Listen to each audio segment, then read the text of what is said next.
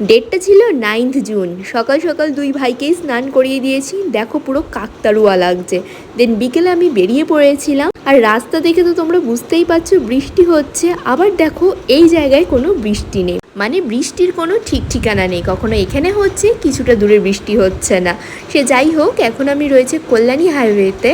ইভিনিংয়ে সময় কাটানোর জন্য একটা নতুন জায়গার খোঁজ পেয়েছি, জানো তো। এটা হচ্ছে হালিশহর চৌরাস্তার মোড়। বাট আসার পরে দেখলাম এত ভিড়, এখানে তো লিটারালি মেলা বসেছে।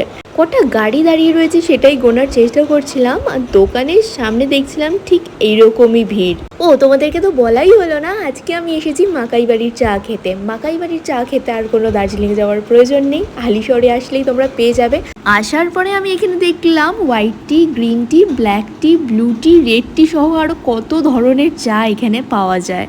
আর দোকানের সামনে ভিড়টা দেখে যা মনে হচ্ছে চাটা ভালোই হবে। সে যাই হোক, আমি নিয়ে নিয়েছিলাম একটা মিল্ক টি, মাটির ভাঁড়ে আমাকে দিয়েছে। আর বাইরে ঝিরিঝিরি হালকা আবার এখানে বৃষ্টি শুরু হয়েছে, আর চায়ের টেস্টটা একদমই অন্যরকম। আমি বলবো তুমি যদি টি লাভার হয়ে থাকো এখানে একবার হলেও ভিজিট করো, আর কোন বন্ধুকে নিয়ে আসতে চাইছো তাকে রিলসটা ট্যাগ করে দাও। দেন আমি বাড়িতে চলে এসেছি, আর কেকটা দেখে নিশ্চয়ই ভাবছো এটা কার, বলছি দাঁড়াও। আজকে হচ্ছে বাড়ির ছোট জনের বার্থডে, মানে আজকে তোজোর বার্থডে। কেক কাটিং তো করতেই হবে। কেক কাটিংয়ের মধ্যে দিয়ে বাড়িতে আজকে বার্থডে সেলিব্রেশন হয়েছে, আর দেখতে দেখতে তোজোরও কিন্তু 2 বছর বয়স হয়ে গেল। আমার মনে হয় সেদিনকে তোজোকে বাড়িতে নিয়ে আসলাম, দেখতে দেখতে সময়ও কিভাবে কেটে যায়, তাই না? মারপিট, খেলাধুলা, খুনসুটির মধ্যে দিয়েও সময়ের সাথে সাথে এই দুই ভাইও দুজন দুজনকে আপন করে নিয়েছে।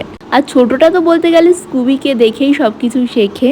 ছোটটা তো ভীষণই দুষ্টু তোমরা জানো, কিন্তু সময়ের সাথে সাথে ও ম্যাচিওর হচ্ছে, আমরা সেটা বুঝতে পারি। কেক কাটিংটা কখন হবে দুই ভাই রেডি হয়ে বসে আছে, আর স্কুবি তো কেক খেতে খুবই ভালোবাসে। স্কুবু আর ওয়েট করে থাকতে পারছে না, কখন কেকটা খাবে সেটাই ভাবছে। কেকটা কাটার পরে তোজোকে যখনই খাওয়াতে গেছি ও কিছুতেই খেতে চাইছিল না। দেন স্কুবিকে যখনই খাওয়াতে গেছি ব্যাস এক ধমক, কেন খেলি রে আমার কেকটা। ছোটটা এই বদমাইশিগুলোই করতে থাকে, আর বড়টা না ওকে খুব ভালোবাসে, সব আবদার মেনে নেয়, যতই হোক ছোট ভাই বলে কথা। আর এই দুজনকে আমি খুব ভালোবাসি। তো এইভাবেই আজকে বার্থডে সেলিব্রেশনটা হলো।